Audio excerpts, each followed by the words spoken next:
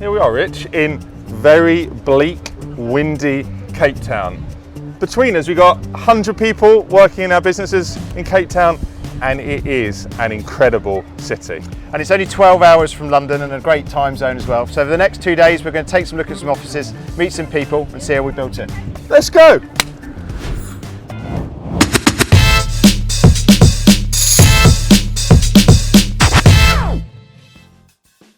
So how many people, Rich, do we have between us in Cape Town?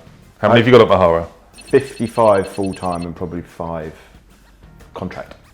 Yeah, and we've got about 15 at Kalium, 10 more contracts, then 4 at Marketing Pros. So we're close to 100. Yeah. Your office, it was 2019 you started this. March 2019. I don't realise how recent. Yeah, when we founded in Cape Town, it's 2019, yeah.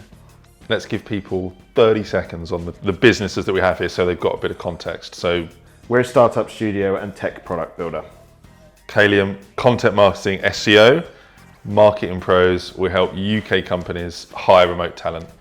If somebody wanted to do what we've done, let's just create some really short, sharp advice on how we did it, why it worked, and how they can do it. So, first thing is finding good people. Yeah, finding people, recruitment, 100%. My name is Brandon Opperman and I'm a junior software engineer. My name is Kelvin Hendricks. I'm a junior video editor at Kalium. My name is Megan and I'm a content manager at Kalium. I took a gap year and then I was actually looking for work. And that man over there, actually, I was at a party with him and I mentioned to him, hey, look, you know, I'm looking for work in the software space. And he said, hey, well, my company is hiring, I think in May. Said, send through your CV. So I did. Got through the round of interviews and I accepted a initial contract position for 6 months from May to November last year, and then I was hired as a permanent junior engineer from November. So, yeah. I first joined Kalium as an intern. They'd just begun kind of intern programs, or they didn't really even have an intern program. They just needed some extra help because they were still quite a small team. And then I kind of went on to lead the intern programs that we had after that, or the one that we had last year, where we brought on some more awesome team members, Caroline, Calvin, and Caroline and I are in the middle of kind of planning our next internship program for more red and yellow students. So yeah, very exciting. So I was also part of the internship program last year and came from Red and Yellow, did that 2 weeks here. Did some freelance work for them in the past, so it was just like a perfect fit. I like to call it pipeline. I call it sourced, didn't I? Which is a bit weird. It's sourcing people, like, it sounds a little bit like mining, but what? Horse trading. Yeah, horse trading. Not good. So what's some things how did you at MOHARA do that? So the first thing we did when we came over in 2018, before starting, we went to University of Cape Town, University of Stellenbosch, and a few of the, I guess, less traditional routes, so kind of like coding academies, and when people haven't got a traditional route to a career. Went and built relationships with the directors of engineering and the teachers and the professors there, and then found our way into the careers fair. So we went for quite a graduate heavy approach to begin with.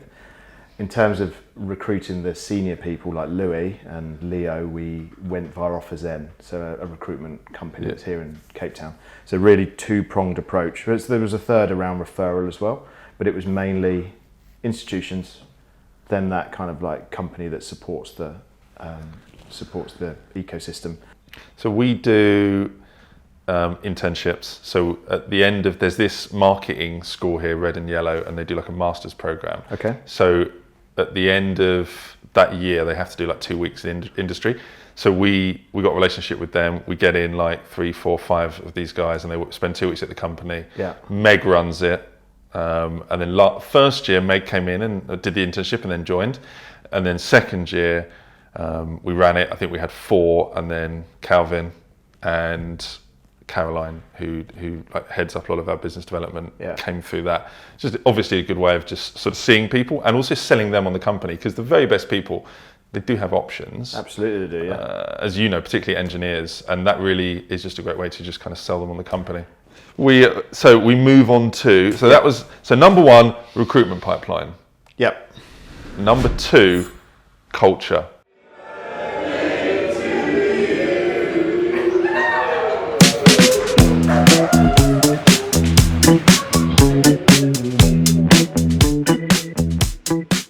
So my name is Marie van Lille. I'm a project manager at MOHARA. My name's Caroline and I'm an SEO analyst and part of the business development team at Kalium. So yes, you've hit the nail right on the head, it's the culture. And especially how we've got groups of people who do different things completely outside of work, like rock climbing, ocean swims in the morning, cold swims, and trail running.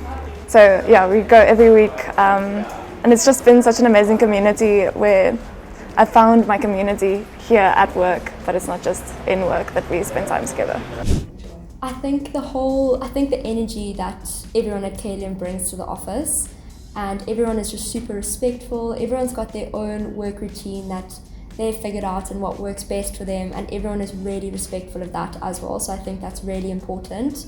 And I mean the lunches and the quizzes and the donuts where you just go for coffee and catch up, I think that all adds just to the energy in the office, and I think that is a really special factor about Kalium that I don't think many other companies have. Culture, brutally hard to do this remotely. Your playbook, we basically stole. And adapted and improved probably a little bit, yeah. Adapted and improved, but what sort of shit do you guys do, culture-wise? Yeah, so we try to be as visible as possible. So all hands every 2 weeks, that's company-wide. There are special topics within that, so it's not just me speaking, but we try to celebrate the staff in their holidays, public holidays, birthdays, anniversaries. And then I do a weekly video as a summary for the week, which is called MOHARA Massive, where I just talk about what's gone on in the week, what the business is looking to do, and any key things that I want to communicate to everybody. And we took that, and I think the Slack that I resisted for ages because I'm just such a dinosaur, when that came in, just changed the game. And what we took loads of ideas from you guys, like the pet appreciation Slack channel. Who doesn't love a dog? Who doesn't love a dog? Particularly, And a cat. Don't forget the cats. Yeah, pet appreciation. We've innovated. We've built on yours. We got a wine one. We've got we do like lunches. I don't know if you guys do that. We do like weekly lunches where people come to the office. In South Africa, they have a Monday morning stand up, so they have that, and then they have Thursdays, which is a team lunch, which we've got tomorrow. Okay. Well, local leaders. Yeah. I think recruitment is critical. Getting the culture right is critical. But what I think most people get wrong is they go, you know what we're going to do? We're going to get 20 developers in fucking wherever, and they're going to give them some shit to do, and they're just going to do it. And maybe they do a little bit of culture, but the thing that makes this work that you absolutely need, as you know, is the local leadership, because remotely you cannot lead effectively from overseas. You can do a bit, like you do the video, you can have conversations, but a Google Meet is completely different to going and speaking to someone in person. So you gotta trust people locally to do that. And so we have, we've got a leadership team that we have to do that, and those people are just critical. They're your interface into the business, because what I find is that you just cannot pick up little things. So I'll have impressions about the business from the UK, and then when I come here and I look at someone, I look at how they operate, and I speak to them in person, it completely changes my perspective. And you've got to have people that you can trust to give you that information. So we have an MD, we have Jane, supported by Amber, supported by David, and they're all kind of bringing different things to the table. For sure. And even with that, it's really hard to get that functioning. And I think you need to work that piece out. The thing that's helped us do this is having Martin, who had the experience doing it with MOHARA, and just kind of coming in and helping us kind of pull that together. And also, and I know you do this, you do traction, just having that operating system for the management of the business, I think is really important as well. And if you don't do that, this shit is not going to work.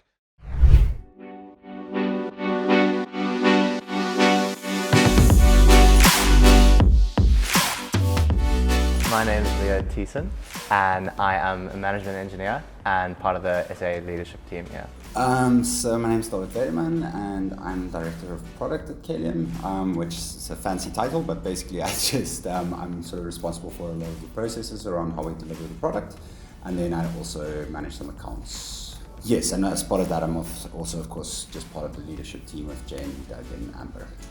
To be honest, I think I'm part of the leadership team for the most part because I've been here a long time. I was one of the first employees in Cape Town. I think number 3, and I started at a kitchen table down in Greenpoint with 2 others, and I've kind of seen the evolution of MOHARA in South Africa. When I started, it was a majority like a Thai engineering company with obviously the London head office, and so I've seen this office grow from 3 at a kitchen table to what's now 50 something in a fancy place in Devadakan. Yeah, for sure. So I mean, we've got quite a few processes in place around that. Again, the technology makes it possible to work as a distributed team. So just having communication tools like Slack and having Google Meets and so on makes it really easy to communicate on a daily basis. But we have specific processes around kind of checking in as a leadership team every 2 weeks, going through action items that needs to get done, updating Doug on what's happening, etc. So all in all, I mean, I think we have fairly good systems to do that, and being able to use the tools at our disposal to manage that makes it quite easy.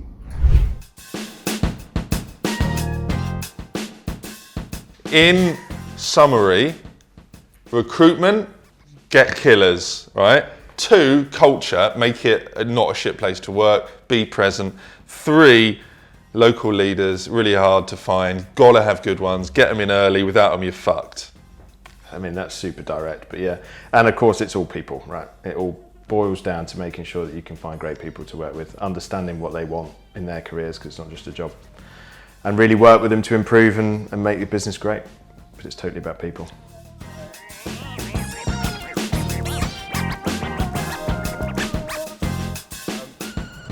Well, look, thanks for joining us here in Cape Town. If you want to hear more content on how me and Rich have grown these businesses, then like and subscribe below. Thanks very much.